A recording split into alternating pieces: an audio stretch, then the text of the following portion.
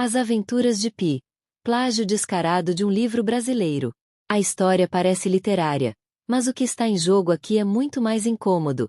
Quem tem direito às ideias? E mais ainda, quem tem o poder de transformá-las em sucesso global? No centro dessa disputa estão dois escritores, Moacir Scliar e Ian Martel. De um lado, um autor brasileiro consolidado, respeitado, mas inserido no mercado periférico. Do outro, um escritor do chamado Primeiro Mundo, premiado, traduzido, celebrado e, convenientemente, mais ouvido. A polêmica gira em torno de dois livros, Max e os Felinos, publicado por Scliar em 1981, e A Vida de Pi, lançado 2 décadas depois. A semelhança não é detalhe. Em ambos, um jovem sobrevive a um naufrágio e divide um bote com um grande felino. Coincidência? Influência?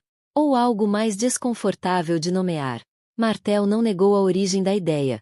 Pelo contrário, admitiu ter encontrado em Scliar a centelha de vida para sua obra. Mas a forma como fez isso soa menos como homenagem e mais como apropriação. Ao comentar o livro do brasileiro, sugeriu que a ideia havia sido desperdiçada por um autor menor. E que ele, Martel, saberia aproveitá-la melhor. Aqui, o debate deixa de ser literário e se torna quase colonial. Quem decide o que é uma boa execução? Quem define o valor de uma obra? Scliar, por sua vez, oscilou entre elegância e indignação. Em público, recusou o rótulo de litigante e evitou um processo judicial. Em privado, segundo o editor Luiz Schwartz, reagiu como qualquer autor reagiria, com revolta. Isso é plágio, teria dito.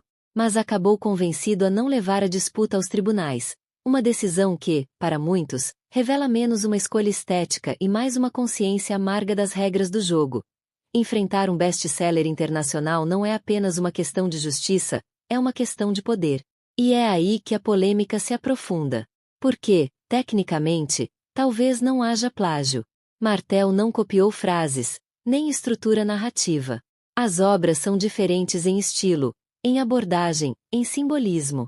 Scliar mesmo reconheceu isso. Mas então surge a pergunta mais incômoda. A lei dá conta de proteger ideias, ou apenas palavras?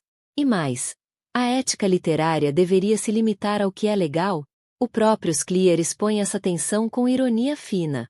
Ele admite que também se inspirou em outro autor, o crítico Harold Bloom, ao escrever A Mulher que Escreveu a Bíblia.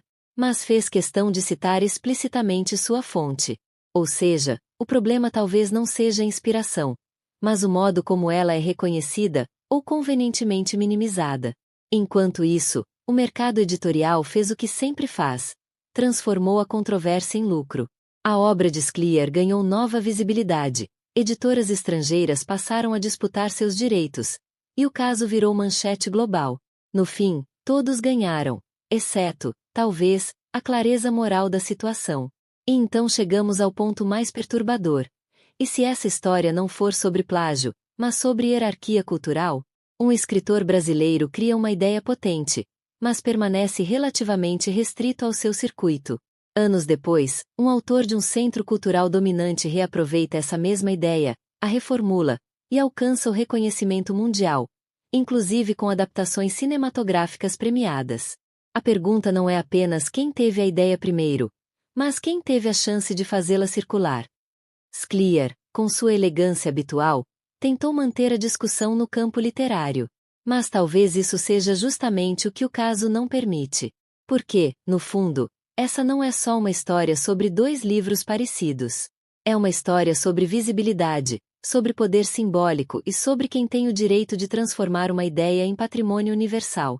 E, nesse jogo, a literatura, que deveria ser território da imaginação livre, revela suas fronteiras mais duras.